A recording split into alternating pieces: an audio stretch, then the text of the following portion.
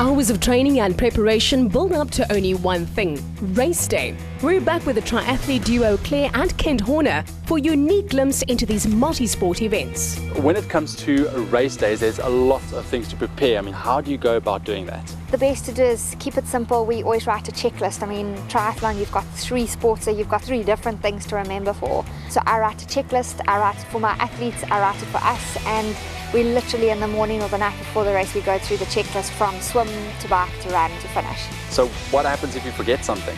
The biggest thing is not to panic, and there's nothing you can do. I mean, you just got to roll with it, and that's racing. Nothing's ever going to go 100% smooth. Triathletes compete for fastest overall course completion time, including time transitions between the individual swim, bike and run components. Transitions take a lot of practice and preparation. You can be as fit as you want, but if your mind is not there, you are fighting a losing battle. So how important is mental preparation for you guys? Sure, I think it's one of the most important things. I mean, I love the whole sports psychology of racing, and the psychological aspects behind it are so strong. Somebody can be the most trained athlete, but if he or she goes in there, you know, unhappy or haven't fought with somebody, they generally don't actually have a good race. So you'll look at athletes that are going in there with a positive mind, and they'll always have a much better race. Now take us through the actual race. I mean, in terms of how you pace yourself down to when you use what supplements. I think you've got to take the race length into account. Back to knowing your body and what you need. We've got a basic carbohydrate rule. That's the most important thing, as well as your electrolytes to get in the body. The longer it is, the more you've got to take in. So I have a 45-minute gel rule. Same as a lot of guys tend to panic with the longer race, and they also can overdo it. And I think you just got to go knowing how much you need, take what you need, and just get through it. Race day is not the time to try anything new. From your shoes to your hydration and supplement routines should be well worn in, so you can enjoy the spirit of the race. What are some of the benefits of supplements for both someone that's competing on a social level and someone like you guys, a professional athlete? The big thing with supplements is whether you're on a social aspect or pro aspect, supplements are important. For an Ironman, for example, you still need the supplements. And if you think about it, most people are mixing between 6 and 9 bottles of juice. And if it's water, there's obviously, I mean, it doesn't take a rocket scientist to realize that drinking a juice, for example, Cycle Power or Enduro Sport, as opposed to water, is highly beneficial compared to just water for the day.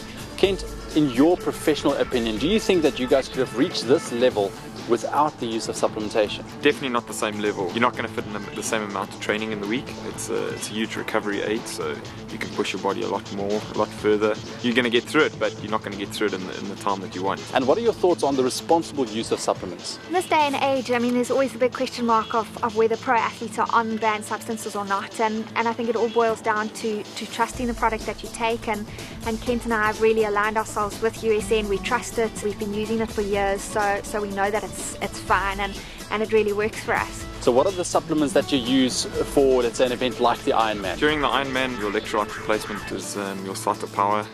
You just can't go without that. We also incorporate the Enduro Sport. It's actually used as a pre-carb loading drink. So we actually mix it in a lot of our bottles. Live on the gels, can't do without those. Halfway through, I also introduced the Epic Pro. It's been a great product that's been launched, and it's one of the first protein supplements that you can take that actually don't make you feel so nauseous.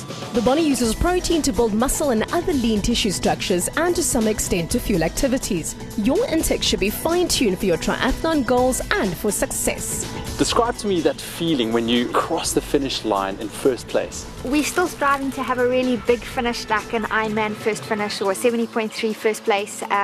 Both of us have had podiums in the bigger races, which is awesome. It's unbelievable. In the smaller races we've won. It's a great achievement. It's a wonderful feeling, and I think for me it's more just the relief of actually finishing in that place, and knowing that you finished in first is great. At one of the first ever Ironman events more than 30 years ago, US Navy Commander John Collins said, "Swim, bike, run and brag the rest of your life."